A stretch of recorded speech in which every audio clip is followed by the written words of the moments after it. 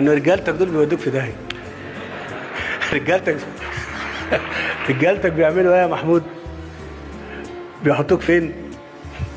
فين؟ فين؟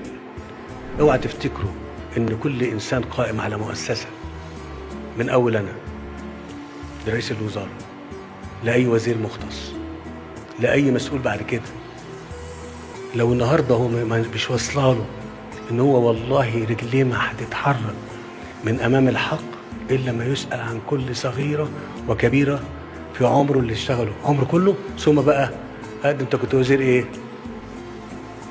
وزير الداخليه. زي ما قلت لك مره يا محمود، كل انا بتدفع.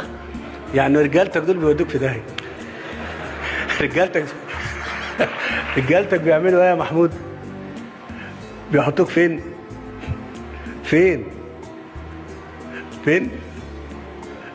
يعني رجالتك دول لما في الاقسام ولا حاجه ولا في الشارع بيورطوك انت. اتفضل استريح، انا بضحك معاك يعني. من فضلكم يعني ده حق بلد.